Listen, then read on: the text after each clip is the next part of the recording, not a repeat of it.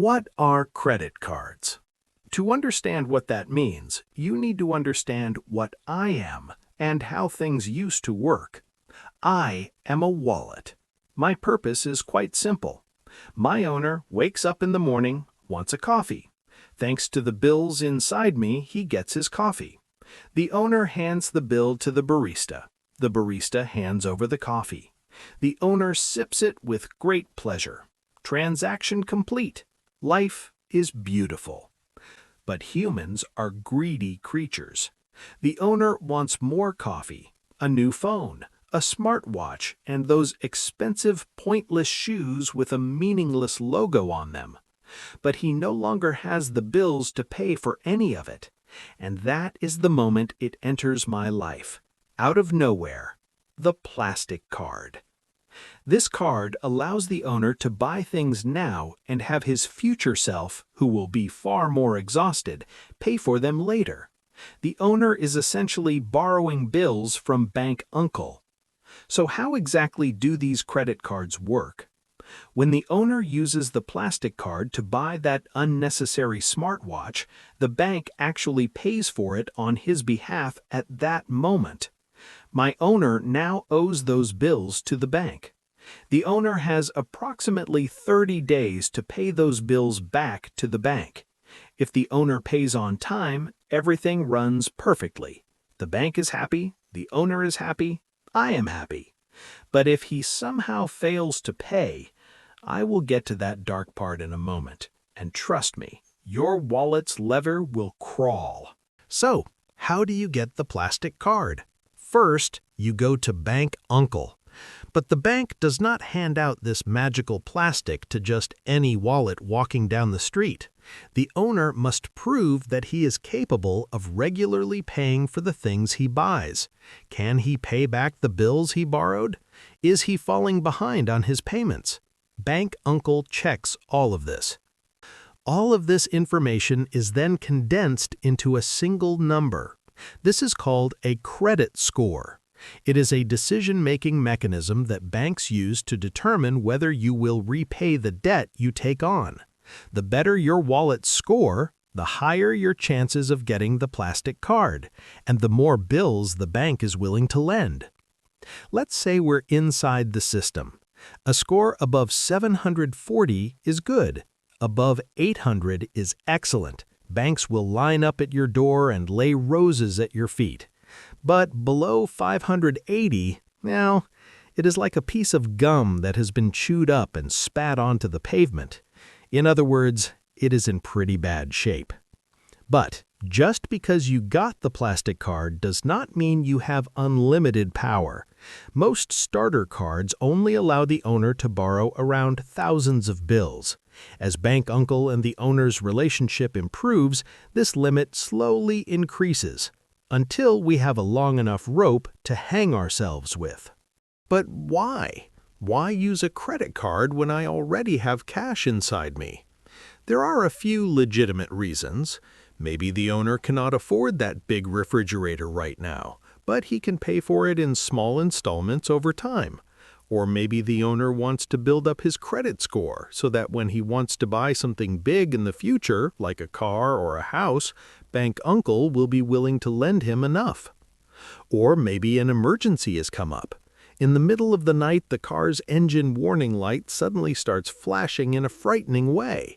If I only have $42 inside me at that moment and there is no other money until Friday, there is simply no way to get the car repaired. In moments like those, the plastic card swoops in like a true hero. Plastic cards are also safer. If a thief comes and steals the plastic from inside me, the owner has not actually lost his real bills. What was stolen is the bank's money. And trust me, banks are like ninjas when it comes to protecting their own money. They shut the thief down instantly. For example, if you buy a fake product online, the bank steps in and recovers your money because it is their own bills that are at risk. That is what puts the fear into the bank. But let's be honest, the biggest reason most people get this plastic is rewards. Banks want us to use the plastic so badly that they literally bribe us. offer us bonuses for doing so. These rewards can be extra coffee points, discounts at upscale restaurants, or free flight miles. This makes plastic cards look quite attractive in people's eyes. Most cards come with a welcome bonus. If you spend like crazy in the first few months, Bank Uncle rewards you even more to keep you hooked. And more often than not, it works. Some cards are exclusive to only the wealthiest, most elite wallets. These elite cards are said to offer free flights, luxury hotels, and concert tickets. Because as you know, rich people always need free things. After all, it's not like they have any money. Sounds amazing, doesn't it? Use the bank's money, drink free coffee on top of it, and earn plane tickets. This is literally a win with every purchase. So what could possibly go wrong? Credit card debt. This is the dark side of the plastic. What happens if my owner fails to pay back the borrowed bills on time? There is nothing sweet left about Bank Uncle. The bank starts cutting money from you for failing to pay on time. This is called interest. Interest is simply the cost of borrowing money. Let's say the owner borrowed 100 bills at 10% interest. When paying it back, he is obligated to return not just 100 bills, but 100 plus 10 bills in interest. Interest is only added when you fail to pay the full amount on time, or when you pay only that notorious minimum payment. But the real monster is something else entirely: compound interest. Most people cannot wrap their heads around compound interest, mainly because the subject is incredibly boring. Look, I am just a wallet made of leather. I have never felt the touch of a real woman in my life. I have only ever been stuffed with cheap grocery receipts. But if even I can grasp how terrifying this is, I assure you that you can too. Simply put, compound interest is the bank charging you an extra fee for every single day your owner fails to pay his debt. It is the kind of debt that grows like a snowball rolling downhill, getting bigger with every day you leave it unpaid. Let's take a look at the math. The owner borrowed 100 bills at 2% monthly interest. Month 1, the owner forgot to pay. The bank takes 2% of 100, which is 2 bills. The debt is now 102 bills. Month 2, the owner still hasn't paid. This time, the bank does not calculate 2% on 100, but on 102. The debt is now 104.04 bills. Month 3, the debt is now 106.12 bills. This might seem like a small amount at first glance, but it accumulates at a breathtaking speed. And the more debt you carry, the more interest you pay. Remember, the bank does not calculate interest on the original 100 bills every day. It calculates it on your new inflated balance. This is exactly why getting out of credit card debt is so difficult. Every day you leave it unpaid, your total debt climbs higher and higher. The owner could go and pay only the minimum payment just to avoid a late fee, but do you know what happens then? Nearly all of that minimum payment coming out of me goes not toward paying down the actual debt, but toward feeding that interest monster. The debt never, ever ends. And do you think that is all? Oh no, Bank Uncle is just getting started. Opening the card for the first time? Setup fee. 1 day late on a payment? Late fee. Just for keeping that wretched card sitting in a wallet for a year? Annual fee. Tried to withdraw cash from the plastic card? Fee. Used the card too much? Fee. Used the card too little? Fee. Ordered something from abroad? Fee. I just want to be a peaceful piece of leather. You wake up in the morning? Fee. You drink tea? Fee. I want to be as free as a monkey climbing trees in the forest, but they keep punishing me. I never want to hear the word fee again. So why does this keep happening? Why does my owner stubbornly keep falling into this trap? Because, my friends, being poor is, mathematically speaking, a very expensive hobby. Let me explain this with the boot theory. A wealthy man has $50 to buy quality boots. He buys them, the leather is good, he wears them for 10 years, his feet stay warm. A poor man only has $10. He goes and buys cheap boots made of cardboard. Those boots tear every winter, and the man is forced to spend $10 every single year.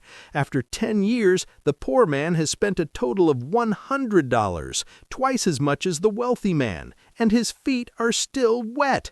The banking system works in exactly the same way. If my owner had 10,000 bills in his account, the bank would treat him like royalty. Free coffees, zero account maintenance fees. But when I only have 20 bills inside me and the owner falls into the negative because of a forgotten $25 subscription, what happens? The bank does not say, "Oh, you're going through a tough month, I won't pile on."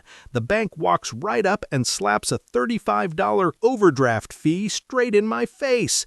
Think about it. I go $5 into debt and they fine me $35 for it. That is 700% interest. If a loan shark did this, they would end up behind bars. But when a bank does it, it is called standard procedure.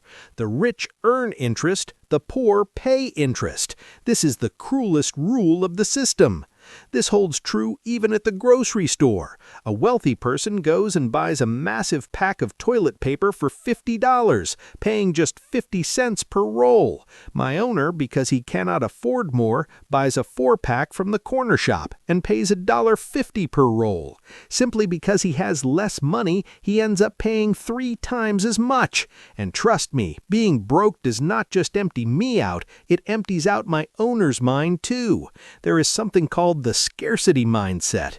My owner is so stressed about figuring out how to pay the rent that his measured intelligence temporarily drops by 13 points. That is the equivalent cognitive impact of pulling an all-nighter. Being stuck in survival mode all the time quietly destroys a person from the inside.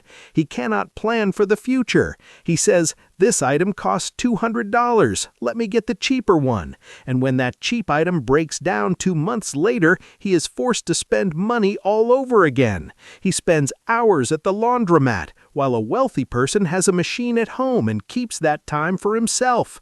When you have no money, the system steals both your time and your intelligence. Maybe you're saying, but if 2 people work, these problems go away. We'd have 2 incomes. This is called the 2-income trap. In the old days, 1 income was enough to buy a home, a car, and still save money. Now, everyone in the household is working. 2 salaries are coming in, and yet I am emptier than ever before. Why?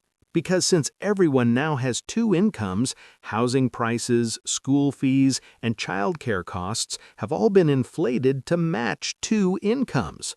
My owner and his spouse hit the road before dawn every morning. A large portion of that second salary already goes to taxes, endless childcare expenses, the costs of running a second car, and those expensive ready-made meals they order because they are simply too exhausted to cook. 2 people working themselves to the bone, and yet at the end of the day, the net money left in their hands is practically nothing. Even worse, they have no flexibility. If one of them gets sick, there is no backup plan because both of them must be working full-time just to keep up with the mortgage on that big house. So how do we escape this hell? The answer is not some magical stock market investment. The answer is to build a buffer. That first $1,000 you put inside me will act as a shield against all those ridiculous penalties the system cuts from me.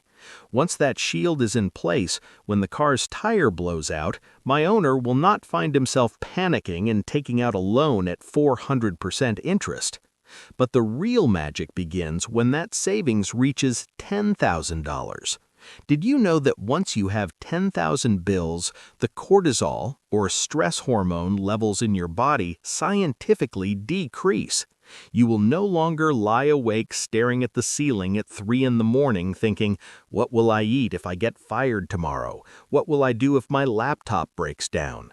When the car's engine warning light comes on, it is no longer a financial catastrophe for you. It simply becomes a mildly annoying inconvenience. You say, yeah, it'll cost $300, damn it. But the world does not end. You do not need to take out a loan. This fund is not really for emergencies. It is for the peace of mind that comes from simply knowing that money is there. And then there's the $20,000 threshold. Once you reach this, your brain is completely reprogrammed. Your brain shifts out of how do I survive mode and leaps swiftly into how do I grow mode. You stop doing mental calculations at the supermarket over whether to buy the cheap pasta or the expensive one. You can finally shed those invisible weights that all those small decisions had been placing on you. That is when you have what is called walking away money. Did your boss treat you badly at work? Instead of staying silent out of fear, you can put your foot down because you have the power to say, I'll walk out of here, and I have money behind me that will keep me going for months. When you walk into a job interview in that state, you do not look desperate, you look confident, and they offer you a better salary. True wealth is not about owning luxury items or the latest car or anything of the sort. It's about having options. It's about having the freedom and the power to say no whenever you choose.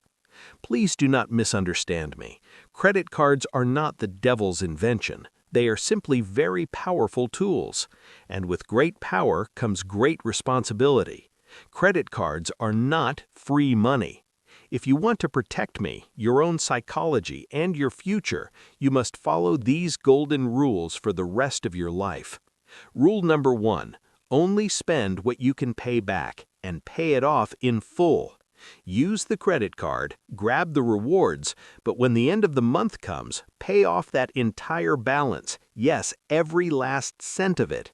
The minimum payment is not a life jacket, it's a concrete block tied around your neck.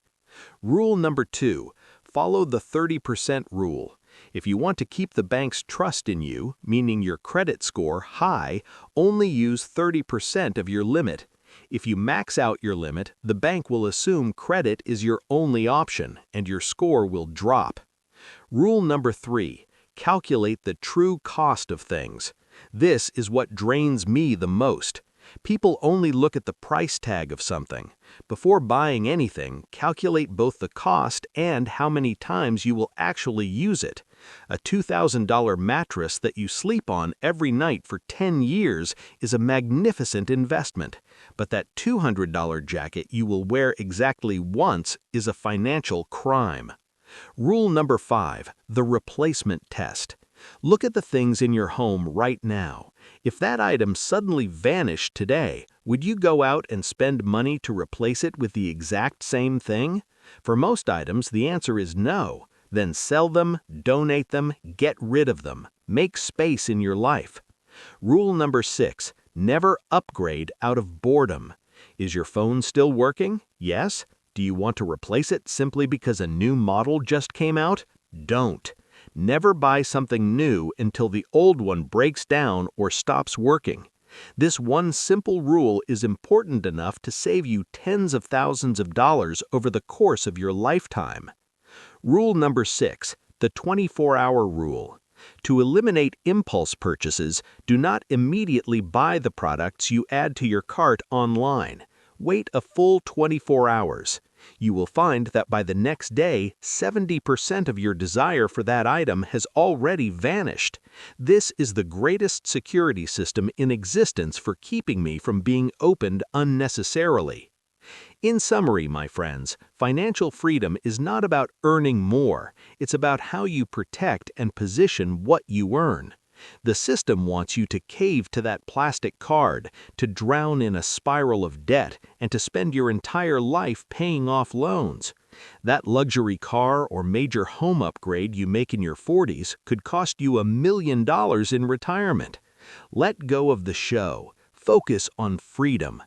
Build that first $1,000 buffer, then grow it to $10,000, then to $20,000. Use that plastic only for its advantages, as a tool. Never allow the bank to use you. Thank you for watching. If the cry of the wallet in this video added any value to your life, don't forget to subscribe to the channel and give the video a like. Remember, those who take care of their money take care of their lives. See you next time.